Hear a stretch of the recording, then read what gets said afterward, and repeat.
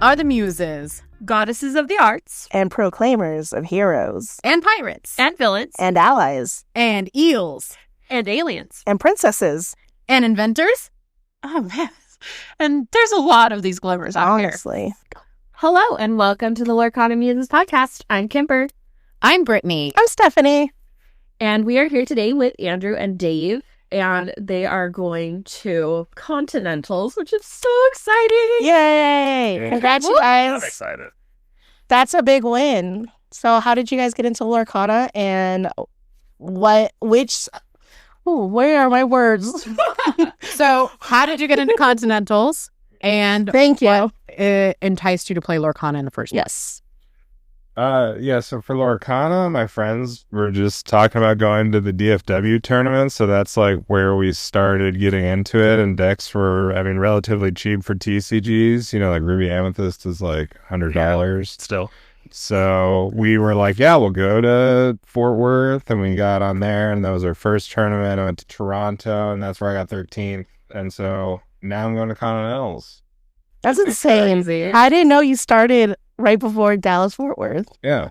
Wow. What about you, Dave? Gosh, so before the game came out, my buddy saw that it was coming out, and him and his wife love Disney, and we're both used to play competitive MTG for a while. But I hadn't played in probably like 8 or 9 years, and he's like, we got to play the Disney game. So I was like, okay, like you've just, pull my arm, that's fine. And it's great. I love the mechanics of the game. I just gave it a fair shot, and I was like, oh, this is a nice mix of a lot of different TCGs. It's got fun, unique mechanics as well, and I just honestly am a huge competitive card gamer, and I hadn't been played for so long, so it just scratches that itch. So And you've played Magic before? Yes. And anything else? just Magic, really. I know how to play probably most of the popular Yeah. card games just from being in the TCG world, but no, I played Magic from the age of 10 to 22, pretty competitively, and I judged for a little while. Oh, that's impressive. Yeah. And I took a break. Every Magic player takes a break. As they should. But no, Lorcana's awesome. I've been super pleased with it so far. Yeah, it seems like it's just growing and growing, which is exciting. What about you, Andrew? Just Lorcana? Oh, sorry. And I played Magic as well before. Oh, okay. Pokemon, Yu-Gi-Oh. If we're counting way back when, It's forever. Beyblade. Hey, Beyblade is making a comeback. Yeah, there's a guy who plays the Gamers Guild. Really? Every time I come in there, he's I didn't know. stopped. I didn't know that, but that's great. They have a set here at MPG now, so I played last week. I love that. I was like, I had real fun, and I won. It's so funny. It's funny how things kind of come and go as trends. And Yeah, no, Beyblades are seeing a big research. Yeah. So I Golly, I'm not excited for that to hit. but yeah, but more recently, my buddy said, let's play Lorcana. I said, okay. And then they announced the challenge series, and I said, okay. We made an agreement. We're all going to go to Atlanta. So 3 of us went. Atlanta is somehow where I got my invite from. I fortunately got a pass down. Yeah. Still don't know how it happened. I got 5th place on day 1 in the Swiss, and then I made top 32. And then I got an email, when everybody else got an email saying, hey, congratulations, you're invited. You received a pass down. So you're like, hey. yeah, good enough for me. And I was ready. I missed Chicago. I didn't get a ticket, and I missed Vegas for a family emergency, but I went to all the other ones. And I day 2 Seattle, but I just made top 60. So Yep. Yeah. Just top 60. just top 60. Yeah, It's no big deal. no big deal. Yeah. Could have Just to let it go. Oh just, no. no, I understand. And oh, that's right. He's like, no. Wait. And then, No, it was great though. That's And 2 for 4 day 2s, I can't. yeah, no. Those. Yeah. Exactly. We take those every time. And Andrew, which DLCs have you been to? I went to Dallas. That was my first one. It was a lot of, getting sea legs, just figuring out how they ran their events. Toronto was good, obviously. And then Vegas and Seattle, I just kind of washed out. That is also how it happens. We've already had you and Andrew on the podcast right after you had your, lovely run there. But yeah, we're happy to have you back just to see what your plans are for Continentals, like, what are you doing to prepare? Gosh, a lot of reading. Really? All Reading the deck rules? lists. I'm always checking deck lists. Oh, okay. Yeah, every day I'm popping on to like whatever the various deck list websites. Yeah. I'm not even sure what they're called. I have favorites on my computer, and I just check to see what's new, And then there's ones on X. They tweet it out all the time, so try to stay involved. And there's some decent coverage out there now too of the larger ish events. You can usually get some insight too, not just a list. So a lot of that, and then just putting together. I'm a big fan of tweaking deck lists. Yeah. Like, I can't say I'm super, super creative. Like, just is what it is. I'm not going to make a deck from scratch usually. Mhm. And if I do, 99 times out of 100, it's just a pile. But I do like tweaking. I do like putting in tech cards, adjusting to the meta. Both my day twos came with green steel. So there's not that many tech slots in green steel, but there's enough that you can kind of have some fun with it. Like, I played Lucifer in Seattle, and that was actually pretty sweet. Huh. I But- like Lucifer. It's a good card. Yeah, exactly. Yeah. And I'm very much the same. Like, just watching coverage, looking up lists. I can't build a deck to save my life, but like, I'll change those last 5 to round it out. I think EU what do they call it? EU Continentals. Continentals, yeah. That was good to watch. And then Atlanta's gonna be how we see how the Americans adjust. See what kind of deck lists come out of that. Yeah. that's Charlie's AK, right? That's Yeah. next weekend. Yeah, because EU, they love Ruby Sapphire. and then Americans just forsake it.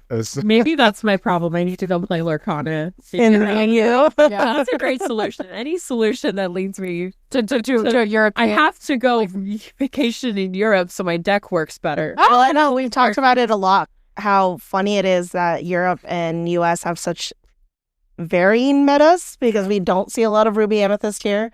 I think we're gonna start seeing it a lot more. Or Ruby Sapphire. Or sorry, Ruby Sapphire. Is that what I said? Yeah. Yeah. I do see a lot of Yeah. that's consistent. Which I was like kind of sort of happy to see you win.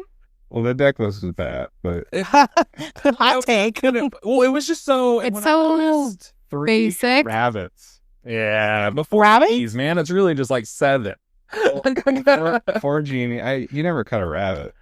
Maybe you do. Who knows? I think 4 and 4 is ridiculous. Yeah, So that's a lot of unable foregrounds. yeah, so that's where I was thinking. Like, I like the genie in that spot. I don't think you need No, 4 genies is always the 4 genie. I would do genie over rabbit, and then, but I don't know. I guess I'm not. I just recently started playing more Amethyst, so I guess it's not really my forte to talk about. But I liked the genie over the rabbit. I liked the winners list in the sense that it was very consistent. Yeah, There's not a lot of weirdness to it. It's always executing its plan very well. And that was kind of the common trend amongst all of the deck lists I think that have been gathered so far in the top 16 is there wasn't a lot of no one was trying to be weird with it. You know, yeah, there's a couple decks that were tweaked. Like there was that red blue and the Swiss that got first. That was pretty awesome. We just But have to 3-0. Or sorry, you only have to 2-0 3 times. exactly. There's so much variance in a single elimination format of any kind. So, but consistency is good. And then you just, high roll a little bit and get yourself a trophy. So it's, but I did like the list. I don't know. No locations. I like the no location list. Yeah. I would have just had 4 rabbits, 4 genie, 4 goat. And that'd be your 4 slot. And then figure out the rest. That might be the strategy. I don't know. Yeah, one of the questions you guys sent us was how do you balance on inkables? And some cards you just don't ink. Like I would never ink a rabbit. Or Oh, interesting. like even if you had it inkable, Yeah. you wouldn't put it down as ink. Yeah. No, I mean, obviously, variable change, right? Sometimes. Sure. But yeah, I think that's part of why I like this game so much too, just to kind of zoom back out. The skill in Lorcana is like huge. It's so easy to learn the game. The rules are very simple, which makes it super accessible. But so many people lose the game on turn 1, 2, 3 where they ink the wrong thing. Yeah. And they never know. They'll never know that that's why they lost the game, but that's why they lost is because they inked something they shouldn't have, Yeah. or they decided, like there's these little tiny decisions and it's very hard to identify them. Even very good players, like they don't know either. Yeah, I think that's my biggest problem is learning how to be more competitive. I'm getting way too much into my head about what do I ink now and when, and I don't know. Well, I think it's I think it's the most important decision you make on turn 1. Yes, What I is your don't. What is? Yeah. So I do love the shock value of inking Mufasa on turn 1, though. It's my favorite thing to do because it shocks them. the hardest thing to do is always when I have to ink Rapunzel, and I'm like, gosh darn it. well, in this game too, altering is probably even. Yeah. the most- Oh, yeah. like, Yeah. that's probably maybe harder than inking. Probably harder. At least maybe definitely more important. Yeah, for sure. I've nailed that down with, thankfully, I think practicing over and over and over again, one consistent. My deck has changed with Steel Song, but I've played different variants of it. But I've learned how to play it. I've learned how to be more competitive with it. So I think understanding what that mulligan looks like has helped. Send it all back. No. That's how Just because you don't want to see my Cindy's. Just stop. very true. What decks are you kind of sort of brewing for Continentals? Oh, gosh. Or is it, I don't know yet. I am not about playing anything. I like Okay. playing whatever deck I think is going to do the best. I am comfortable with aggro. I'm comfortable with mid range. I'm comfortable with control. That was my next question, was which one do you like better? Combo's not a thing, but combo's my favorite. I wish it was a thing on Morgana, but that's because I like playing solitaire. So instead I play Green Steel, which is as close you can get to playing. It really is. It really is. Yeah, combo along with the alter rule is going to be a problem whenever they If I never have it, because you just keep your combo pieces and ship back everything else. yeah. But I've been playing a lot of Emerald Amethyst. I think lore control is really important. Like a Pirate's Life is being utilized to reduce your opponent's lore. I've been running around with 4 Lyle, just trying to grind. I love Lyle. So mean. But honestly, all the decks are good. Yeah. Everything's really fast right now. It is Yeah, very I think if fast you're right playing now. a deck with less than 10 1-drops is like it's a decision. It is a decision you need to Right. actively make Interesting. and have a good reason to make it because the format is so fast. My deck has 7. Yeah, and that's rough. I mean, but But I do have 8. yeah, no, huh? I have 8. Yeah, no, I have 7. I have 4 1-drop Plutos and 3 1-drop the Queens. okay, yeah, Yeah, because I don't really care about turn 1 very much. sure. I want 2 play strategy, 2 play lines, and if I don't get my turn 1, Yeah, there's this. I did have to put in grab your swords back in for all those aggro players because I was sick of it. Yeah, I think Driver's Swords sounds I need to shift the queen on 5 and wipe your board already. you mean not 2 gone? Yep, just gone. Yeah, so Goodbye. Bye. Swords definitely is better than it has been in a while. Yes, it's been out of a It's lot of. amazing yet because I admit No. I haven't done enough testing because there's a lot of really hardy stuff too. A lot of stuff with three Three, hours. three, yeah. And some resist. Ooh, we love it. Yeah, just Calhoun up in here maybe. That card's been great. But yeah, so I guess to answer more directly, do not know what deck is what's going on right now. You know, I just had a small local tournament yesterday, and I played Green Steel, and I called it the usual because it's just it hasn't really changed too much. Do you have like I a played one go. I think that's the only that 6 card I had in there. Yeah, I definitely might have stalked that, and I was like, is that the only? Yeah, Okay. and that was just If it works. because I could. I don't know. It wasn't like I needed it. I don't think I got played a single time. I It think was- you inked it. It was ink every single time, but you know, it's ink. You know, you need that. That's bad. ink is good. Yeah, well, I think the decks that can have cards be inked all the time, or sorry, inked situationally is great. Like we were talking about the Ruby Sapphire first seed in Europe.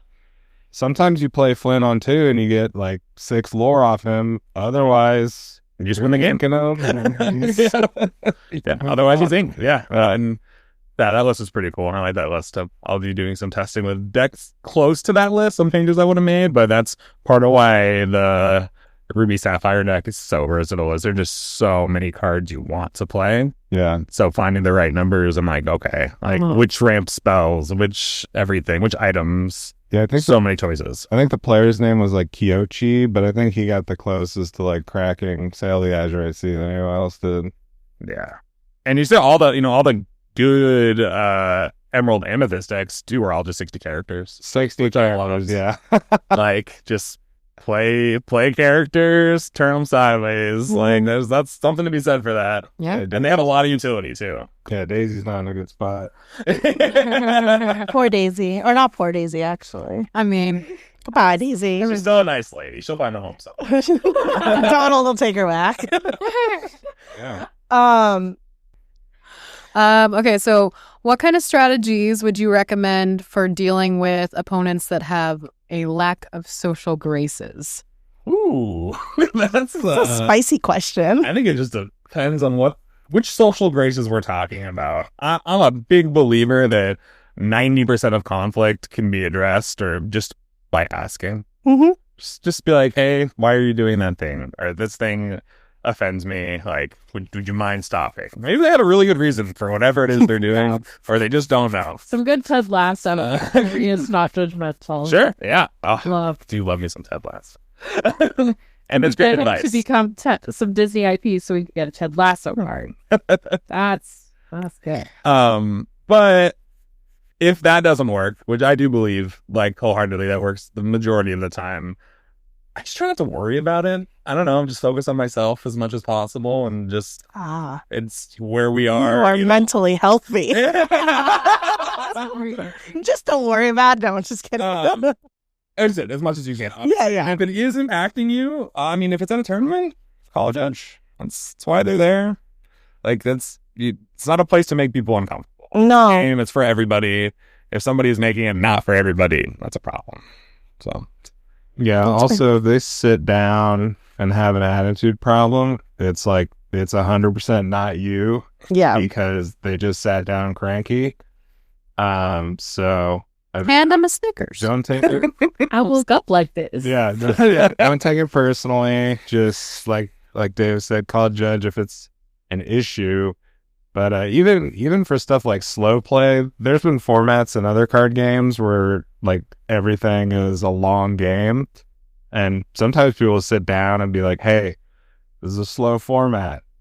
I'm gonna call a judge if the game is taking too long," and like, don't be affected. yeah, I have absolutely had that conversation. Oh, really? And yes, happened a lot more in Magic. At Lorcana, I haven't had the issue with the 2-game format and the challenges, but at locals, when you're playing best of 3, that can certainly be a grind, because this game is not super fast generally. It's obviously this format's a lot.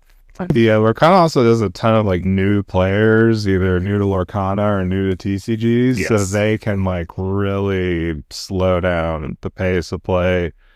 And I honestly, they delayed the update of the rules for like a year or something crazy like that. I hope they do an etiquette check, because one thing that bothers me more than anything is people like ink and flip it face down and then like ink something else. I'm like, oh, you just inked that other card. And they're like, oh, I did. And I was like, well, you just kept it like that until the end of your turn. I am Face does. trying to get into that habit for myself because I'm Yeah. like, did I ink or did I not ink? I don't remember. A lot of things people like. I highly suggest anybody here that is listening as a competitive player read all of the rules. Yeah. There are so many rules in there that you might think you understood, or that's how you learn the game. So everybody plays like that, but that doesn't necessarily mean it's 100% correct. That's true. And things like for inking, part of the rules say announce the card you're inking. Yeah. How many people do you know announce the card while they're inking it? Nobody. Basically, No, I'm just Oh, kidding. I do it every You do it every time. Most of our locals do it every time. sure. And But I have been at tournaments at set champs where an opponent doesn't, they just ink. And I'm like, what did you, and I ask them, what did you ink? And that is the rule. So, and especially in a competitive environment, if they don't do that, I'm very much of the, everybody gets one. Like, it's fine. Yeah, Hey, yeah. you announce it moving forward, so I don't have to keep asking. And then if they give you an attitude, like we just talked about, you call a judge. Yeah. Like, that's why they're there. And yeah, the judge is just going to come over and just say, hey, you need to announce it. And if you don't, then they'll start getting warnings. And obviously there's the progressive discipline, but it almost never gets to that. People just need to be asked or called out, however you want to look at it. And they'll usually then begin to behave in a way that's conducive to playing the game. Usually. Usually. Do you guys have like a deadline for yourselves to choose a deck so you can get practice in with that particular deck? What time do we have to submit the deck by?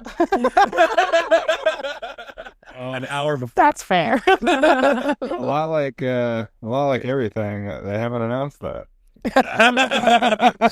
I don't personally hold myself to anything. I do my best to I play a lot of the decks anyway, just like in any given tournament. Mhm. I will just play whatever I feel like I want to play or that I think is good in the meta.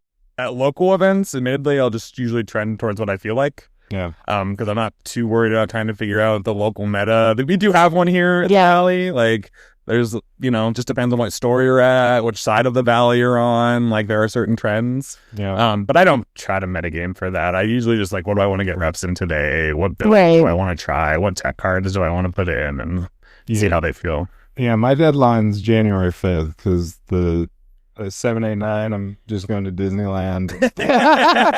Oh, you're doing a pre-Disneyland. Yeah. I'm doing a show after. Shot for check-in on the 10th, maybe do a sealed.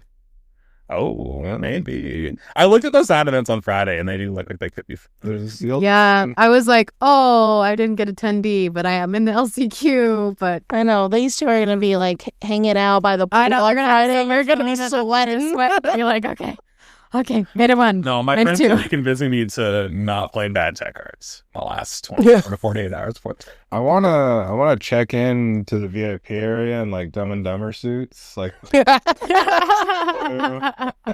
We could do that. bring it.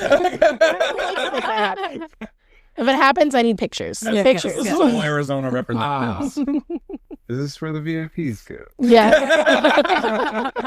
I myself am very important. So I know last time Andrew was on, he kind of talked about his mental prep before a tournament, which was finding a good pho place. Ramen. Ramen. It was ramen, not pho. Sorry. Which I gotta give a shout out to my biggest fan, Michael. Good luck in academic decathlon, buddy. Aww. Good luck, Michael. nerd for life. What do you do? Mental prep? Yeah. Asked me this 10 years ago, and it might have been I would have had a routine.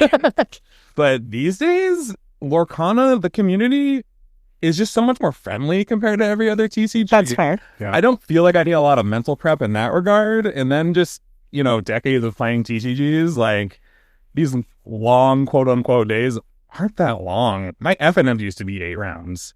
Like when I played Magic, like 5 Swiss rounds, I got to top 8 and then we're battling in the finals. Like, I could never. And I was like, Rising local league is too long. but prior to it, just reduce stress, right? Yeah. I'm worried about what's going on back home. Make sure, I have someone trusted watching my cat. Like the important things. Love it. Love the important things. Sleep. Yeah, get some sleep, which never happens the night before. I'm a chronic 4 hours tops before a tournament. Not usually from stress, but from excitement or I haven't picked my deck yet. So I've got Damn, you're stressing me out. I'm just trying to pick those last tech cards, like Atlanta when I talk 30. I'm gonna be back home in Phoenix going, Dave hasn't picked his deck yet, so I'm Like, gonna what text if him. No. with my cat, not okay. You're gonna have Shout to out to my homie Mark R, because he saved me in Atlanta. I was going to play a bad version of Green Steel. And then he was like, no, here's the list at 10 p.m. in our Airbnb in Atlanta. And I was like, yeah, you're right. I've never played this list in my life, but it looks better. And it was better. Hey. It was better. Yeah, So Did you at least get one test game in, or? I did not play a single game after I changed the list. Oh my gosh, I wanted to sleep. that is fair, but I had honestly- played, in my defense, I had played this similar previously Yeah. throughout the testing process. gotcha. But I wasn't on the Morph Beast line back in Atlanta, and it was amazing. It was so good. Playing Beast on turn 3 just beat everything. They're like, oh, I can't actually interact with that at all. I will Draw always. 3, 4, 5 extra cards. Yep. That's the game. I enjoy getting rid of it. I am Morph's biggest fan. Morph is here to stay. No, he's great. Since I can't have the squirrel anymore, now it's Morph. I'm like, I will play my Tremaine on 4. So He's the best little space beast. I love him. So good. So good. I'm like, I'll get rid of your beast. Yeah. No problem. Play Sapphire, so I have 15 ink, and I can do whatever I want. I mean, If you get to keep your cards to ink them. Yeah. Yeah, so that's the last time we talked. I watched all the Azurite Sea movies, Oh, movies that nice. was in Azurite Sea. Treasure Planet. I didn't expect it to be that kind of movie. It's so good, right? John Silver's a great guy. It's a Gaston situation all over again. Yeah, no, they're great movies, and I like going back and watching some of the older Disney movies that are coming out now in Lorcana. Shout out, I haven't done it in a while, you guys, but a Goofy movie win in Lorcana. I don't know. Yeah, I think it's been a few episodes since you've said that. I've tried really hard. I talked to is it Ryan Miller? Is it Miller? Yeah. Yes. Yeah, I went up to him and I just mentioned the Goofy movie and he was like, yes. Like, You and everybody else. Go on. Have you heard of Hi Dad Soup? I need that to be an item, and I need the Leaning Tower Cheese to be an item. Absolutely. That'd be amazing. We need Beret Girl in from Goofy movie, an extremely goofy movie. I hope they have Pauly Shore promote the set. How do you approach testing new cards or strategies before a big tournament? We kind of talked about that, but diving more into like tech cards. I think depending on what it is, you just start with 4 and trim down. Like the new Genie is a great example. Like you start that at 4, Yeah. and then you realize I would play 6 of these. I think it's super card dependent, like you said, and a lot of times, depending on the card, I do the reverse. I start at 1, and I'm like, okay, and then I'll add the second one, and then okay, now I feel like I'm getting it as much, like I'm getting it when I want, and I'm like, okay, I'll add a third one, and then I'm like, now I'm seeing it too much. But it depends on the card too, though. Like things like Genie, like that's incredible, right? Yeah. You're gonna put 4 of it in there, and you're just not gonna want to go down to 3 ever, unless I don't know. Maybe your uninkable count's way wonky, but then you probably should cut a different uninkable. Yeah, and another good example is Sail the Azurite Sea, because it requires you to have a very high inkable count, Yes. because you have to be able to ink the card to ink it, unfortunately. And shout out to Lilo. Why do we have to pay for you to get you out of the discard? Oh, poor zombie Lilo. Oh, the zombie. You would just be bonkers if you did. Yeah, That's very true. She's already solid. She's very we would have our second errata. Unless Unless it's value. Like I like the Frank Karsten Steel song with Simba and the Lilos, and you get the sweet like synergy of using the 1-drop Simba and just putting Lilo in the yard, like in the discard, and I say let them play. Simba on 1, discard Lilo, bring it. You're let them play. so it's there's a lot of fun interactions with the new cards. So yeah. I'm trying to find tech cards or adding new cards to deck. I just, what usually prompts me to do it is when I'm playing a matchup and I feel like, okay, I have a need. Like, I'll think to myself while I'm playing, okay, I feel like I didn't have enough removal, or I feel like I just wasn't questing fast enough. I wasn't gaining lore as fast as I need to be. Or I felt like I was always behind on board, so maybe I need to have beefier bodies. So it's just, it's a process, and I don't know if there's a right or wrong way to do it. I don't think there is. But I think you want to be intentional about it is the most important thing. Don't just add a card for, kicks and giggles. As much as that's fun, and sometimes I might do that at a local tournament. But if you're testing with a purpose, like focus on that purpose, like if you're not in a tournament, write some notes down, like, hey, like I drew whatever card I'm testing and I had to ink it every time. Like, then, all right, yeah, your unkable count might be off then. It might not be the card. It might be the rest of the deck. So I need to get better at taking. I take notes in between rounds. No. That's what I do. I know it every time. Oh, So please let me write on the notepad. Ravensburg. I would love that change, but I absolutely understand why it's not a thing. Yeah. There's too many important information points in this game. It would take forever. yeah, Every time someone inks, you're writing it down. Every time you look at a hand, you're writing it down. One of the first times Dave and I interacted, I was writing what gained lore. So turn 1 Daisy Duck or a DD and marked a 2. I remember that. And it's so if a judge comes over and is like, how did you get to this lore total? It's like, I did this and then this. And I actually had a judge call in Vegas where they just could not figure out how we got to the game state. And I was like, well, yeah, because there's no routes. Yeah. Yeah, I remember that interaction, and I had to let him know, and I was like, hey, just so you know, like, that isn't allowed, and competitive tournaments, so it's in the rules. I will say writing, if you could write their ink, that would be just too good. Because I'd be like, Yep. All right. Yeah. I got 2 of those left. Yeah, you inked 2 goats this game? Yeah, no, I am pretty good at remembering exactly what's in their inkwell. So like I feel like that's good like for my memory, like short-term memory. I'm really good at that. Like It's good practice. I don't do Yeah. this, but I think there's absolutely good exercises in playing games and then seeing if you can remember what the ink is and then just revealing it and seeing how close you were. Yeah. Ooh. Yeah. Like I don't remember like where they set it down, but I like remember like But, oh, you know, you've inked 3 Maldragons. Like yeah, like and that's important. And I like do, you inked 2 Tamatoas. So I will try to 2 remember left. important cards, right? Yeah. But I mean, in the grand scheme of things, every card's important. Yeah. But you know, like in the matchup, specifically important cards. I need to know if you inked, or if I inked like Big Cindy or Yeah. not No. used because So that's why I'm like, oh, I'm always happy when I see that like you inked 3 Big Cindy's against me one time, and I was like, all right. And then she ended up playing a 4th one, and I was like, how do you afford that in there? Yeah. Like I was just thinking you were at 3, just because like it's such a large shift. And I like my princess stuff. It's especially important. I like Green Steel a lot. It's especially important in that because you're making them discard a lot of cards. Yeah. So a lot of times you get to game states where they're drawing to their outs and understanding what their outs are and how many they have left is like huge. Yeah. But it's important in every game. I also asked to see their discard often. Yes. Yes, I have gotten better on asking my opponents for the things I'm allowed to ask them for, which was a hurdle. Here, let's how many Look at cards? the discard, how many cards are in your hand. I a lot of times ask because people are not good housekeepers with their boards. How much do you No. have?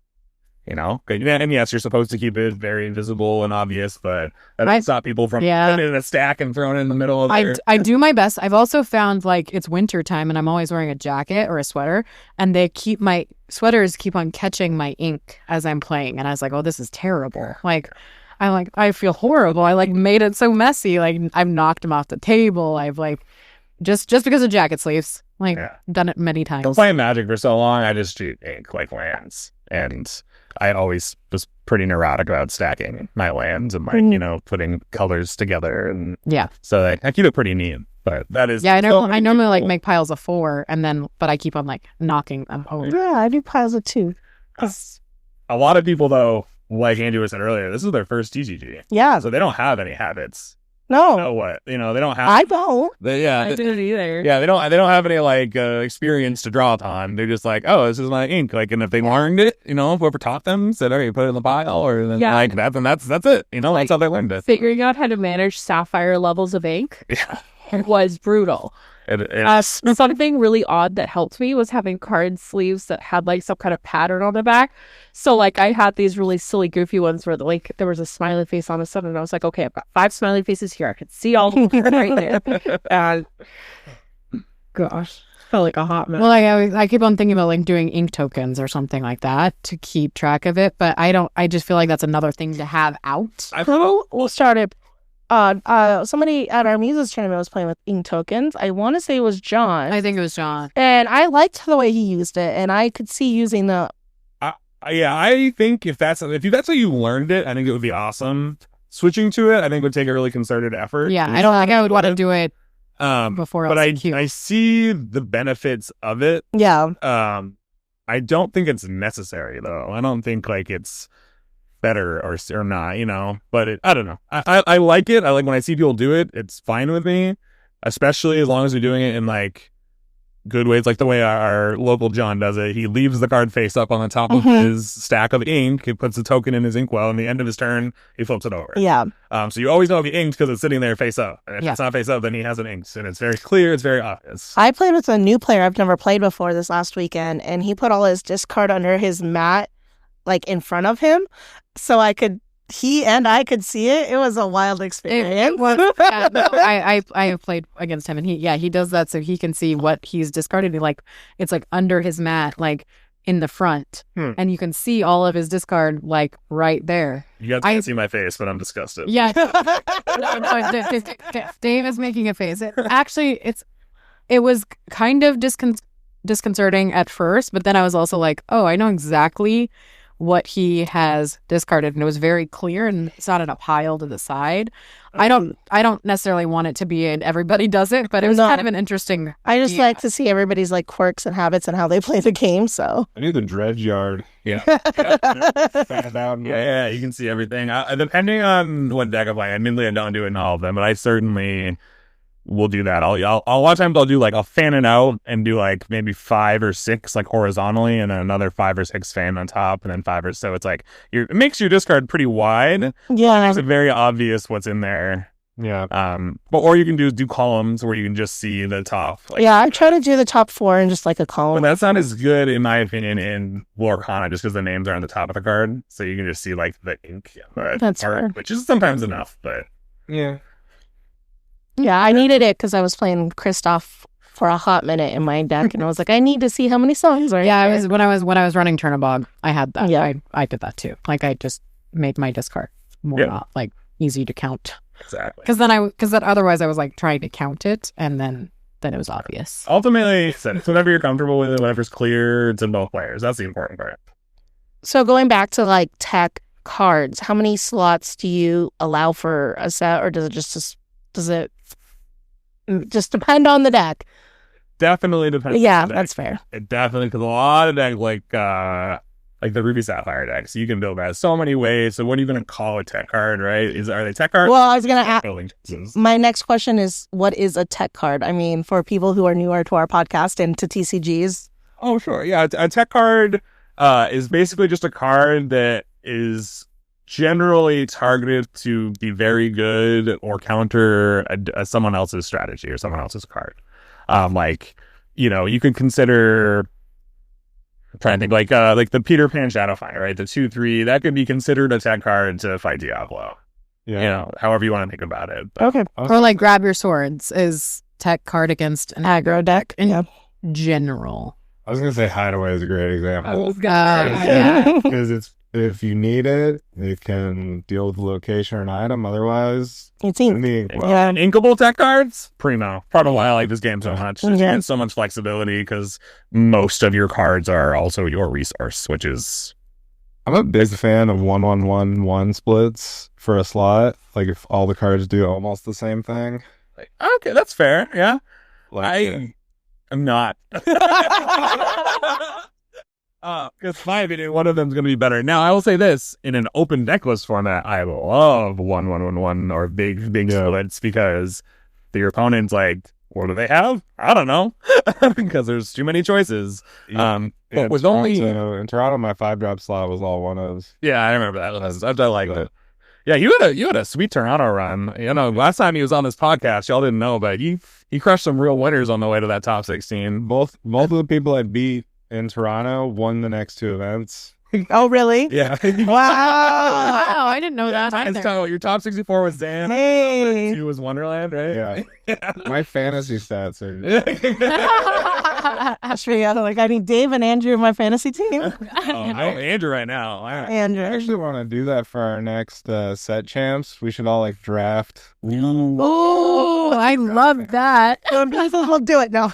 Like top 3 performances only, though, because I don't want to go to 1,000,000 set champs. Yeah, No. you can do like Top 3 would be fine. Maybe even top 2. More than that is, yeah, you can do 2, like 2 per. yeah, it's Player. a person. You could throw one out. Oh, yeah, we'll talk about Man. that later. Yeah, I was gonna say, we're all like, I think we're thinking and cooking right now. Yeah. That could be something we do. yeah, Hold I on. think that's kind of fun. Yeah, if you We're looking for our next tournament idea. Yeah, So I love But that. asking us like when we're hosting our next tournament.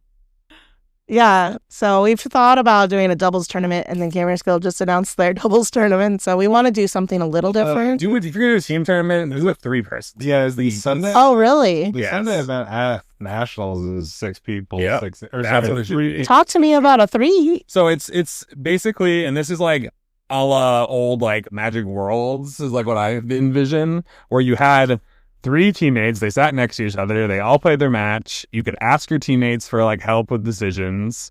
Yeah. And it's best 2 out of 3 of the matches is who wins the team match. So you're playing individual matches, and in Magic, it was formats. Anyway, yeah, so in Magic, I think it was Magic World is where I remember watching this back in the day. And you can see like Team USA against like Team whatever, Australia, Japan, whatever, and then you're playing individual matchups. I think they had different formats. So there was like a standard, extended, and back because it was back then, and like legacy or something, or vintage. Right? It wasn't vintage. But and then best 2 out of 3 of the matches is who win, like the team match, and then they move on just like a normal brackets would. And I think in Lorcana, you have the prime thing where, okay, there's 6 inks, there's 3 people, that's 2 inks per person, no repeats. Like that sounds like it. I mean, I'm pretty sure that's what the Sunday event is, right? That's what I read it as, but yeah, it's an interesting concept because, like, if I'm playing Ruby Sapphire, Dave then can play Ruby Amethyst. He has to play some 2 different other. I have to inks. play Emerald Steel, and then the other person on the team Like, man, you kind of have to pick your decks to where the third person isn't stuck with like Christmas. Hey, no, my Christmas. I'll make it work again. I promise. I thought about this, and I think like right like off the cuff, it would be Ruby Sapphire, Amber Steel, and Emerald Amethyst. I think is like the strongest. Oh, I think that would be Set of probably the strongest, but I think that there are some interesting combinations. Yes, there's certainly other options. That is not the only option, but that feels strongest. Like us, like just Just off right the off the cuff. top. You also Yeah. have to pick like an ABC or like who Who's who not plays playing who. So like if you think if everyone's gonna put the strong seed on one, you can like You got some mind games for sure. Like, all right, what seed Yeah. is? Are you doing mirror matches all day, or do you want? I like that idea. I like that idea a lot. Cool. Something to think about. That in a bracket idea. Yeah. All right. I think that wraps up all of our questions for the most parts. Yeah, do you have anything you want to share with listeners or that we didn't talk about that you think we should have talked about? Good luck to everybody going to the LCQs. I don't know. Like that's I'm not looking forward to it, but I'm also very much looking forward to it. The 1 round elimination is rough. rough. well, you know, the EU And is it winner- 3 game or sorry, 2 game? It is 3 games. Okay. Yeah. Well, the guy who won Europe was from the LCQ, so yeah. Right after his second LCQ. The dream is there. yeah, nobody can live your dreams for you. Hey. Don't let your dreams be dreams. Wow. But I will say, in that like, it is a little. I don't know how up there. I've seen some Twitter Discord and some Discord like discussions about how the guy who won, he won on his second LCQ shot because they had AM and PM LCQs. Yeah. And he won his second one, and it's like, well, if he only got 1 ticket each, then somebody else would have won the event, and that's. And then for the NA ones, they're all at the same time, so there's no. Yeah, no, it's everybody's playing at the same time. So Semantics. He won. He definitely won. oh, you definitely rounds was it? Takes the W. 5. 5. 5 for the LCQ. Yeah, You have to win every round. Yeah. And how many do they take from the LCQs? Just everybody. 32 pods. 32 pods. Okay. So it's 32. they're bulking the main event up to 1 point. Okay. Yeah. Okay. And what? Europe was 32 less than that, right? Because they had 2 less DLCs with the same number of LCQ. They needed room for all the set pieces. Yeah, because Europe had 2 less DLCs, so that's 32 less invites, and they had the same number of LCQs. So the European continentals will be smaller. So that'd be interesting about what the tournament math turns out to be when it comes to point thresholds and making day 2 and all the fun Yeah, stuff. because it would definitely be different. Yeah. Interesting. Cool. And then they just announced Australia. Yeah, Australia. Yeah, Australia is getting their first DLC? DLC. So that's in February. So it'll be before Worlds, but I doubt that they're allowing them to Is it? go. Yeah, Yeah, it it's is in before February. Worlds. Yeah, there's Worlds is in March, right? Worlds is in March Probably at some just point. We don't know count when. towards the next. I don't know. Next That's what's the Worlds, next yeah. one, but who knows? We'll see. I just want to know what's happening with all the extra Mickeys. I think they're just going to be giving out Mickeys for a long time. I honestly thought the participation for nationals was going to be a Mickey. It's 'cause there's so many. No, that's the exact number of like. Oh, But now it's not this because man mathed it out. yeah, if you gave it to nationals and worlds, you could have just. They would have been all gone. Yeah. They'll just raffle them off with a randomizer. Yeah. The wheel of names. Sign of table 32. Congratulations. I guess I'm curious to see what next year looks like as a whole, because I think you brought up Cusco Baymax. Is that Yeah, those are new ones. next year? Is that this year only? Are we running back Cinderella Rapunzel? Are we going to have, Beast. Give me some Beast promos. Oh my gosh. Yes. Yeah, that'll be interesting to see, and we don't have the information yet. So Yeah, no, I am very curious to see, because I mean this was the first year, right, of competitive play, and it can only get better. But I hope when we get more options for onwards. I think they're taking a lot of what the community is saying to heart.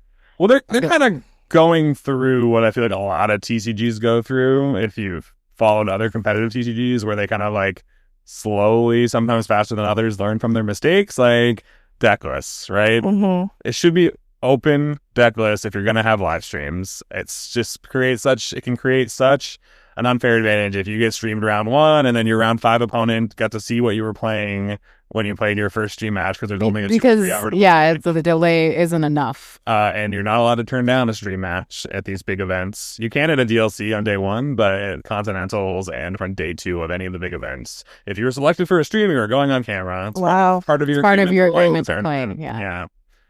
So there's been a lot in the competitive world, like Discord and Mhm. Twitter, that probably Blue Sky, although I'm not on there. There's been discussions of Blue Sky is like the happy child. Everybody's just happy. They're escaping the world over there. I love Blue Sky.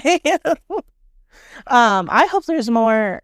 I want more social play for Lorcana. I do think that that's coming. I feel like Pack Rush is great. It's a great addition to it. I just wish there was more to do for us social players. and I wish there was more levels of competition. Yeah, I would love like a junior league, right? Well, yeah, Junior League would be Yeah. amazing. I think that'd be awesome. But also just right now you have local league, store champ, DLC.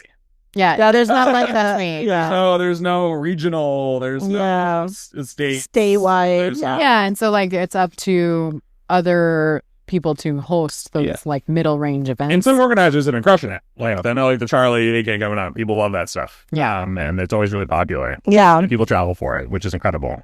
But I wish that there was some real sanctioned organized play that could kind of fill that need. Yeah, because like we know of like all these like gaming conventions that are having Lorcana. Like PAX Unplugged just had a big Lorcana, Yeah. all over the same weekend. But yeah, there's nothing that's like big from Ravensburger. The future is bright. Yes. And I hope they increase player counts. Yes. Yes. Because it's It is rough getting those tickets. I got tickets for a single one. For it's anything. wild to me that they would cap attendance like that. Especially for attendees. Sure. Like I could see maybe even like the competitors. Well, especially if you're not having something that's a lead up event to it. Yeah. Like I feel like regionals would be like, oh, this is your ticket to get into this event. But either like increase the player cap or do it regionals. Yeah, I think for anything open format, if you can just the only requirement to be able to play is to click on a button and pay some money. Like I do not think should have a cap. Yeah. But I understand why they might have had it in the original. How popular will it be? Mhm. And then when it sold out in about 2 seconds for Atlanta, or 1 second, and then when they released the new tickets, those sold out almost instantly. And I think every single DLC is capped pretty comfortably. Yeah. I think I think Dallas had some open Dallas had open for like a day or so. CrowdStrike. Yeah. Well, So- that was the day of. I mean, but when tickets went so originally, I don't think those instant sold out. But I think every other DLC did. I'm pretty sure. Like within, did? within 5 or 10 minutes. I didn't think Dallas did. no, Dallas didn't sell out right. If I'm wrong, sorry. I got mine immediately, so I don't know. I don't think it sold out right away. Oh no, because I was getting Vegas tickets. I was like, Yeah, no, Vegas. wait, I was fighting for my life for Vegas. Yeah, no, tickets. Vegas tickets sold out, I think, the fastest. Yeah, 2 But- computers, one on a VPN, 2 different cell phones. Well, I was trying for Vegas. I was getting mine, Alex's, Brittany's, and Arrow's because they were driving back from Texas, and I'm like the stress. Yeah, we were still driving back when they put those on. And then I got Daryl in and not Brittany. I'm like, oh, how do I call her and tell her? And that's when I was an attendee in Vegas. We had fun. We did. We had fun. Jeez. No, we had a good time. I was like looking over at the competitive play, like, Yeah. is that? Yeah. So, all right. Not enough to just hang out with me. No, I'm just sick. I'm just kidding. We opened some packs. Yes. Set 6 packs, right? Yeah. yes. So do you guys want to talk about what you got? Anything good? Let's see here. Well, I got the Basil. I was gonna say it right. I thought really hard about that. I was initial ready for saying it incorrect. Basil. The uncommon one that I hope somehow finds its way into. I really hope so too. It's a good But I one. like making people discard cards, so Yeah, this set I think should really prompt Ravensburger to think about limited tournaments because this set is amazing for limited. There's pirates. there's a bunch of Yes. There's lots of pirates. Yes. but there's a bunch of like 2-drop. Like there's a ton of cards that shift and they all printed a 2-drop for them, hmm which is like just really like whoever's making the set in the background has a cube. Yeah. I would love for like some organized limited anything. It's my favorite. Like drafting this is some of the most fun. So fun. It's been really fun. Sealed I've always loved in any card game. But yeah, like Andrew was saying, limited of this set, It felt it's actual different. synergy. Yeah. It's actual synergy instead of just picking like just the most powerful card in the vacuum every single pack, which can still be fun, and I thought it was still fun in the other sets. But here it's like this card is more powerful, but like Okay, Mr. I pulled 2 Maui Sharks in our limited. I had a seal the Big Genie Maui Shark and I just could not. yeah. Could lose. Yeah, this was this guy over here. with most of the muses, I played a sealed for one of the pre-release or release events, whatever we're calling them. And yeah, in my first 3 packs was 2 Maui Sharks and like not foil, just normal. This is normal one then. And then I proceeded to open plenty of good actions. Yeah, yeah. I had like 1 sale. I had 2 of the Resist song, whatever that one's called. Oh, I'm still here. I'm still here, which is crazy. It was super good with the shark, and it was great. Yeah, no. And I just love limited of any kind. And if we can get a limited challenge, That'd be That would be awesome. fun. please. So fun. The limited challenge makes itself because day 1 sealed, day Yeah. 2 is 128 draft, and then if you win 3 rounds, you're in top 8. So you do a top 8 draft. That's it. Easy. That's it. You can steal Look that. at you guys. Robin Burr should hire you. It's all yours. Please do. What about you, Brent? Well, I had what was arguably the most hyped card that when it got released, the Sail the Azurite Sea, Yep. which I don't think is a bad card, but I don't necessarily think it's the best card in the set. But I also don't play Sapphire. So I still think it's a fantastic card, and I do think it's probably in the top 3, but I don't necessarily think it's the best.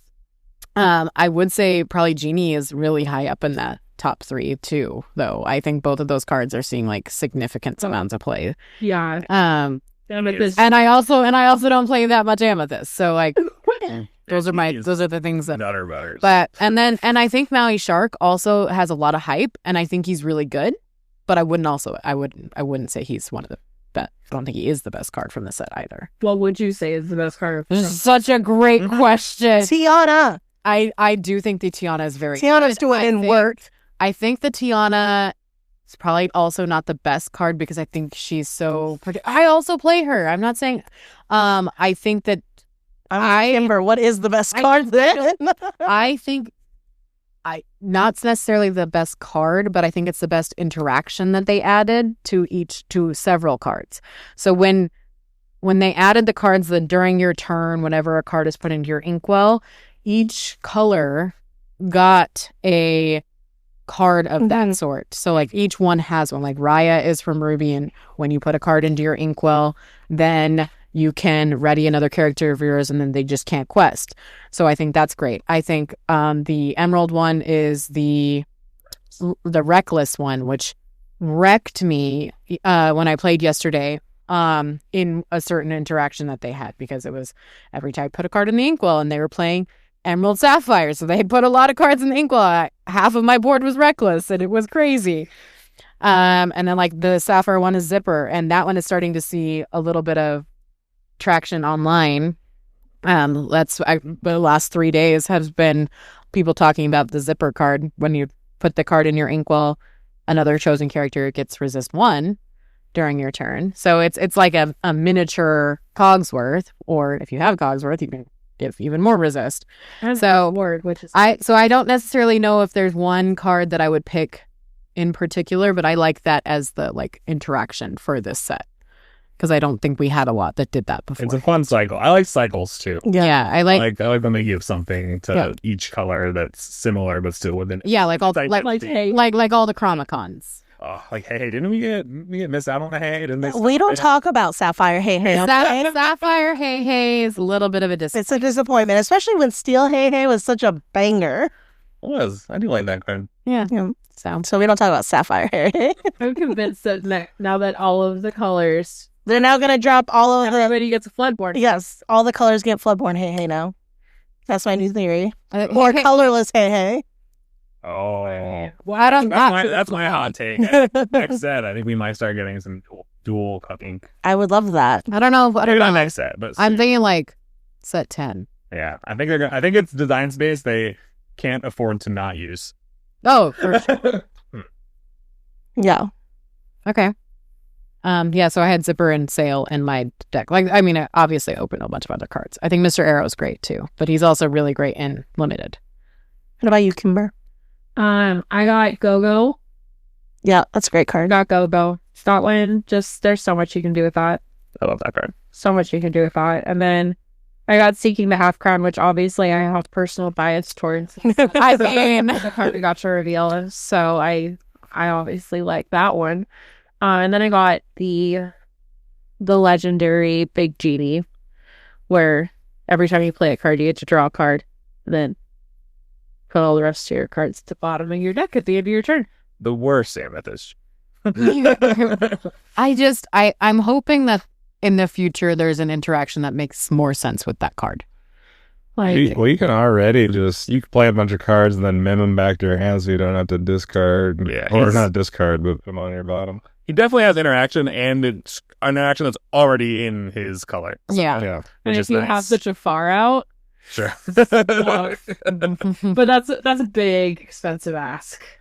So Well, we want to thank you both for coming on and being on the podcast. yeah, We'll be watching both of you, or I'll be watching both of you from home closely at the Nationals. Brittany. I'm hoping to be playing with them, so Yeah, we'll see. I was going to say, I'm hoping you'll make I'm hoping I'll make it. you and Daryl can make it, and Mike Oh, my. and everybody else that we play with. Yeah, there's a lot of us that are made into LCQ, so I have like that weekend. I'm like no plans on the book, so I can stream it. So I really hope they stream. Big Arizona drive. Yeah. So Yeah, there's a lot of us that were able to get in, and I'm so excited for you guys. So it's going to be an incredible weekend. it will be. For all of our listeners, if you have any more questions for these guys that you would like to answer, or just want to say hello, you can follow us on all of our social medias. We're on Blue Sky and Instagram at the Lorcana Muses, and Twitter/X at the Lorcana Muses Pod. or you can email us at thelorcanamuses@gmail.com. Happy questing! Happy questing. happy questing. Happy Wednesday.